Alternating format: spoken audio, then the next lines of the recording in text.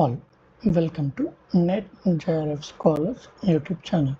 In this lecture, we are going to look at the important topics for logical reasoning unit for UGC NET June 2026. Before that, I have an announcement for candidates who are preparing for December 2026. We are providing free complete course in our channel NET JRF Scholars for UGC NET Paper 1.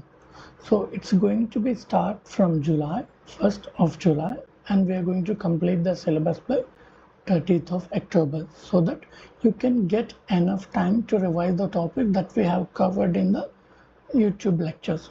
And we are going to cover all the 10 units of Paper 1, including passage comprehension, DI as well. And we are going to upload the recorded videos and some live sessions. Apart from the topics, while we are discussing our topic, we are going to look at the previous year questions as well. So please subscribe to our channel and turn on the notifications because we are going to release our schedule and timetable in our channel very soon. Now we come to the important topics of logical reasoning. So this is a very small chapter unit because the syllabus is very limited. Syllabus is very limited so that you can easily cover the syllabus. But as we all know, we do not have enough time to cover the syllabus now.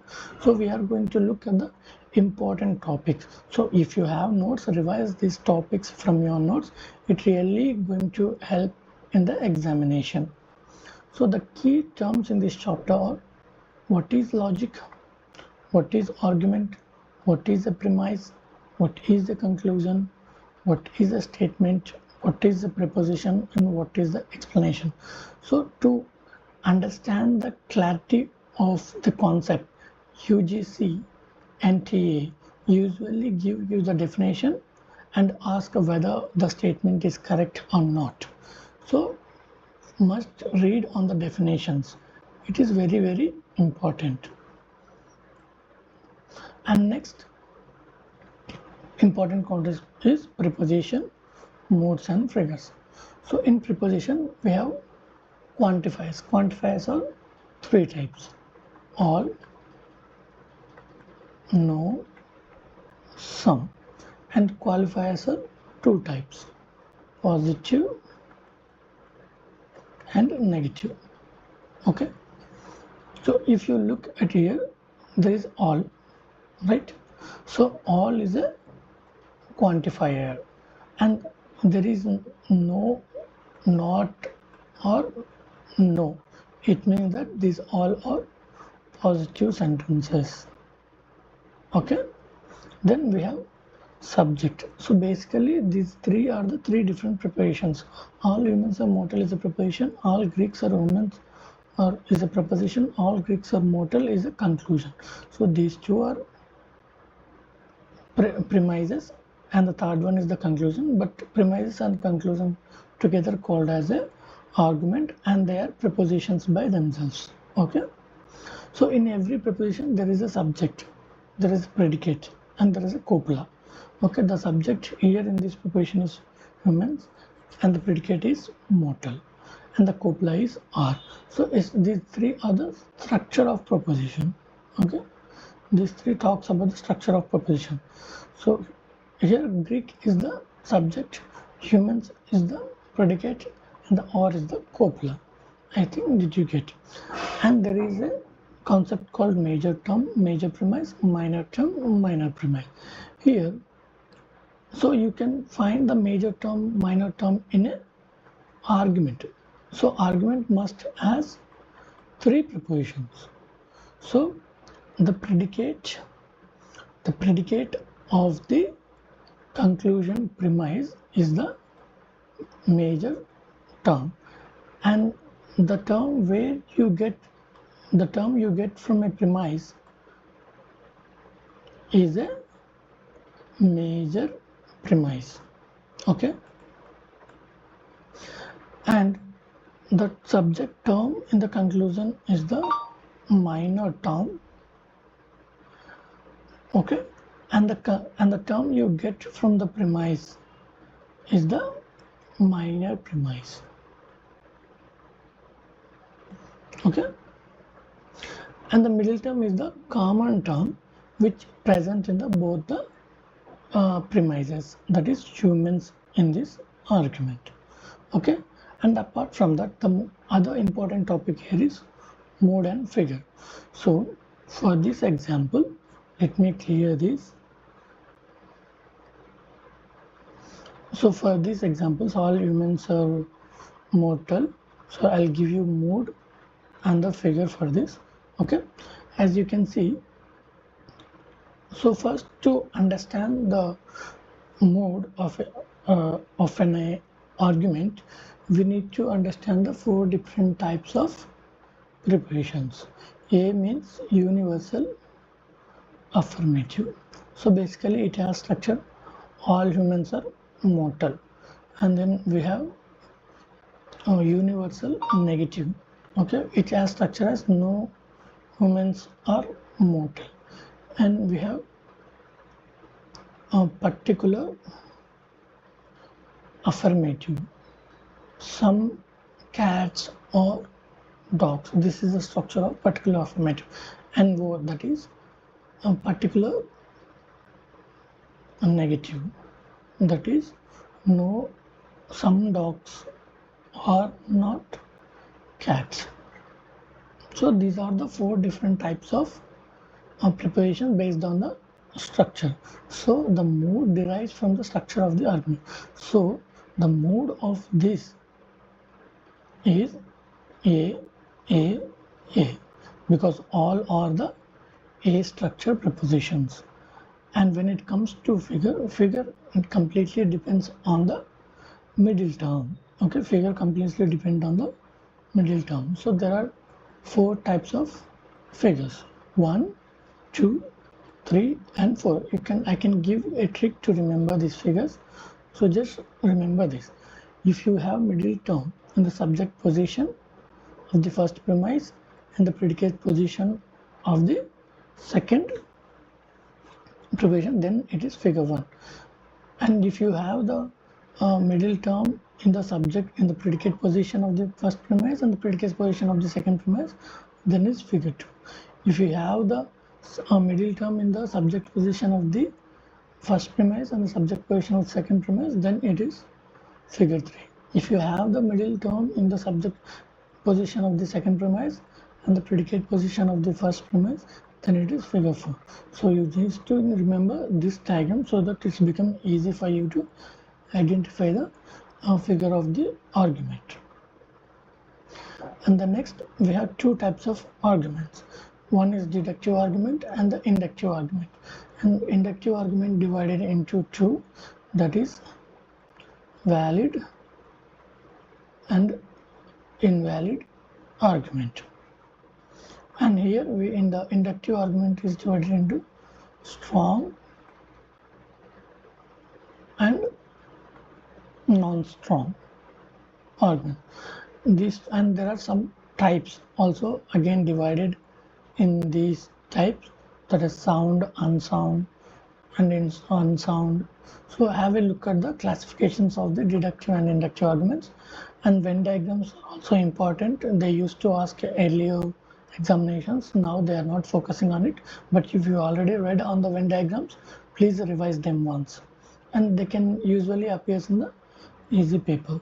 And square of opposition, it is very important. You cannot found the question paper without these questions in most of the cases.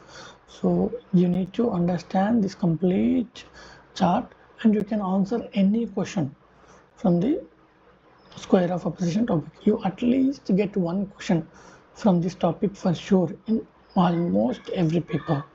Okay, there are basically four types of relations: contradiction relation, contrary relation, subcontrary relation and subalternation relations.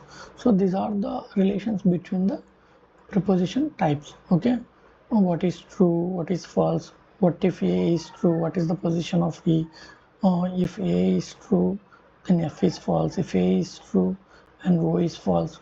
So these are the relations you need to understand. This is a very interesting topic. Please revise these topics, and they are going to ask the question in almost every paper.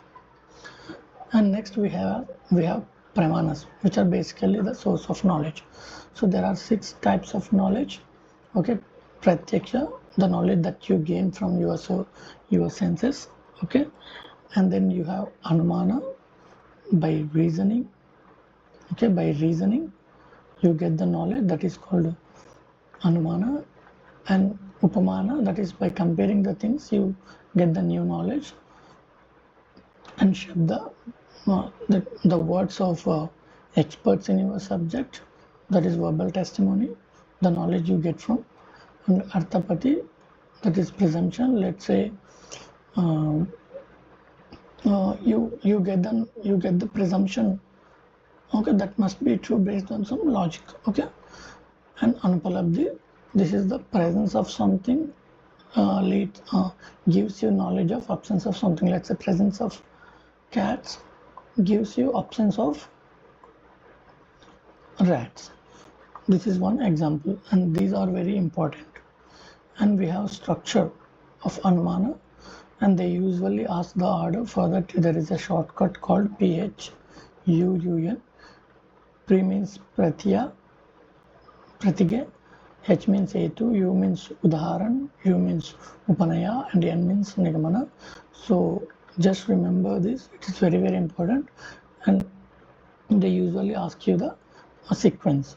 And we have few types of anumanas.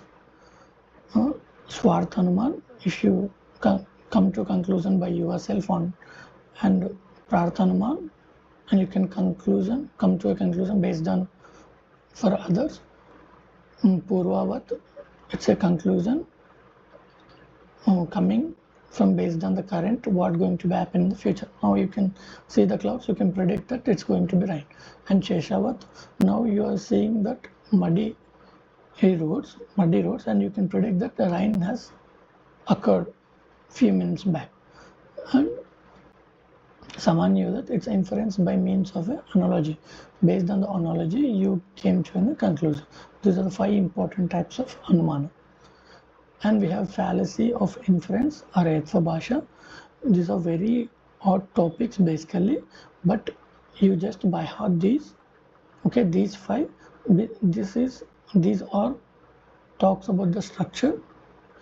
If the structure of the argument is this, and these are the fallacies that they encounter in the argument.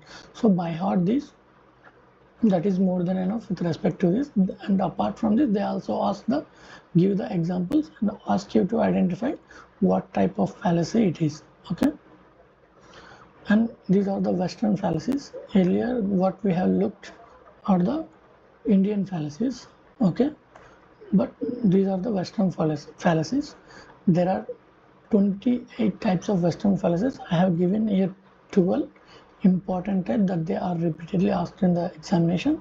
That is argumentum ad papillum, argumentum ad miscordiam, red herring, argumentum ad hominem, argumentum ad baculum, argumentum ignatorium, hasty generalization, fallacy of accident, begging the question and complex question, slippery slope, fallacy of composition, fallacy of division. These 12 are very, very important for the examination. Please do revise before the exam. Please do revise this before the exam, because there are high chances of getting one question from the Indian and the Western fallacies. And the other important topics are Paravidya, Aparavidya, Trivium and Contrivium. These are the Western Europe courses in the early periods. Okay, in Trivium we have grammar, logic and rhetorics, whereas in Quadrant we have arithmetic, geometry, astronomy and the music theories. And the most important and the latest topics that they are asking in the examination are conversion, obversion and contraposition. These are very, very, very, very important. They are repeatedly asking the questions from these units. So these are the most important topics in logical reasoning unit. And as I said earlier, as I mentioned, so we are going to have a free complete course in our YouTube channel from July 1st, and we also give the strategies and the tips for paper 1 in our channel. So we are going to release our timetable soon. So please do subscribe to our channel. Okay, please revise all the topics that I have mentioned, and thank you. Please do subscribe to our channel, NET JRF Scholars.